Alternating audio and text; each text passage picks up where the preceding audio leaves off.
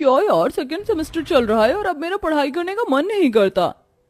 क्यों? ऐसा क्या है जो तेरा पढ़ाई करने का मन नहीं करता? कॉलेज में हम इतनी हॉट हॉट लड़कियां हैं, फिर भी सभी लड़के एक ही लड़की को देखते हैं। अच्छा, ऐसा है क्या? मुझे तो पता ही नहीं था। कौन है वो खुशनसीब जिसे पूरा कॉलेज देखता है?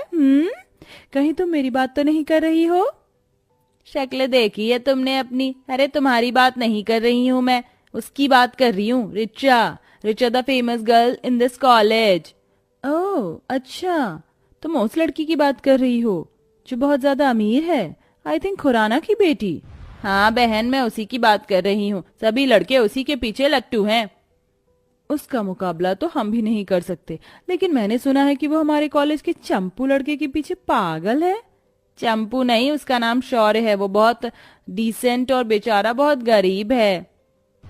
गरीब कुछ नहीं होता। अरे वो तो फायदा उठाने वाला लग रहा है, मुझे जानबूझकर अमीर लड़की को फंसा रहा है। तभी वहां रिचा की सहेलियां आ जाती हैं। अगर तुम लोगों को अपनी जान प्यारी है तो यहाँ से चली जाओ, क्योंकि हम अपनी सहेली रिचा की चुगलियां तुम दोनों के मुंह से सुनना नहीं चाहते। श्वेता के इतना कहते ही वो दोनों वहां से चली जाती हैं। तभी रिचा आती है। क्या हुआ, सब कुछ ठीक तो है? हमारे होते हुए कोई प्रॉब्लम हो ही नहीं सकती। चलो क्लास लेने चलते हैं। अच्छा, पहले ये तो बताओ, शौर्य आज कॉलेज में आया है? हाँ हाँ, आज वो भी कॉलेज आया है। आज तो मैं उसे प्रपोज कर ही दूंगी। इस तरह कॉलेज खत्म होने के बाद जब सब अपने घर के लिए जा रहे होते हैं, पीछे अपनी बड़ी सी कार में बैठकर खुली सड़क पर शौर्य का रास्ता वो रोक लेती है। अरे मेरा रास्ता क्यों रोका है रिचा तुमने? कोई मदद चाहिए क्या? शौर्य, दरअसल मुझे तुमसे कुछ कहना था। ये हमारा फाइनल ईयर है और मैं अपने दिल की बात कहना चाहती थी। दरअसल मैं तुमसे बहुत प्यार करती हूँ, तुमसे शादी करना चाहती हूँ। अरे पागल हो गई हो? मैं बहुत गरीब हूँ, तुम्हारे लायक नहीं हूँ। तुम मुझसे बहुत आगे हो, बहुत अमीर हो। मैं तुम्हारा मुकाबला नहीं कर सकता। प्यार में अमीर और गरीब कहाँ से आ गया? मैं तुमसे सच में बहुत प्यार करती हूँ। मैं तुम्हारे बिना किसी और की नहीं होना चाहती।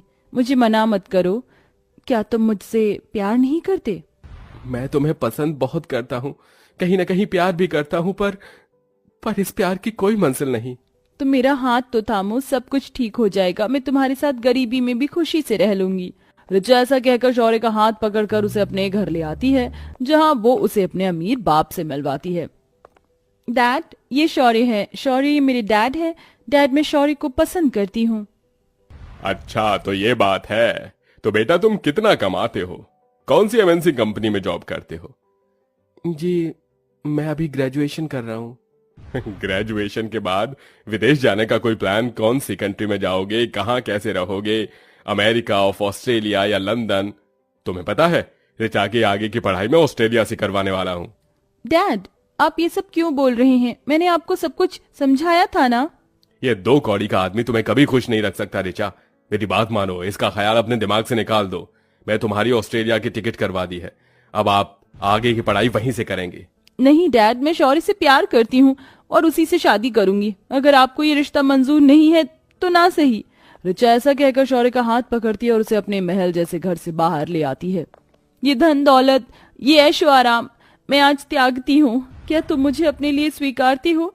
रिचा की ये बात शौर्य के मन में घर कर जाती है। इसके बाद वो उसे एक मंदिर में शादी करके अपने साथ अपने घर ले आता है। माँ, माँ कहाँ हो आप? माँ देखो कौन आया है। अरे क्यों चिल्ला रहा है?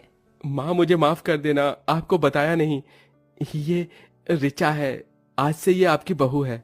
अरे तू घर पर बहू लेकर आया है, रुक जा, पहले मैं बहू का गृह प्रवेश तो करवा दूं। सरिता रिचा का गृह प्रवेश करती है, लेकिन घर के अंदर आने के बाद रिचा को घर में बहुत गर्मी लगती है। हे भगवान, यहाँ तो कुछ भी नहीं है। ना कूलर है, ना एसी है, सिर्फ ये कटक कटक करने वाला पंखा है। रिचा के चेहरे से पसीने टपकने लगते हैं। अरे बहू, तुझे तो गर्मी लग रही है। ये ले हाथ वाला पंखा, इससे थोड़ी देर अपनी बैठे हुए हवा कर ले। मैं तेरे खाने के लिए कुछ लेकर आती हूँ। सरिता इतना कहकर रसोई में जाती है, जिसके बाद रिचा पंखे से अपनी हवा करने लगती है। यहाँ तो बहुत गर्मी है, बिल्कुल भी बर्दाश्त नहीं हो रही। माँ सिलाई करती है, बस उसी से ये घर चल पाता है। लेकिन तुम चिंता मत करो, जैसे ही मेरी नौकरी लग जाएगी तो घर में एक कूलर लगवा दूंगा। रिचा ये सुनते ही अपने मन में सोचती है, मेरी सास इस घर को चला रही है और मेरा पति जैसे तैसे करके अब नौकरी ढूंढेगा।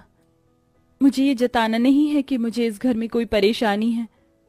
क्या हुआ, क्या सोच रही हो? कुछ नहीं। इतने में सरिता ऋचा के लिए खाना लेकर आती है। ये ले बहू, खाना खा ले। माँ जी, आपने क्यों तकलीफ की? अब मैं इस घर में आ गई हूँ ना, मैं सारे काम अपने आप कर लूंगी। पहले तो खाना तो खा ले।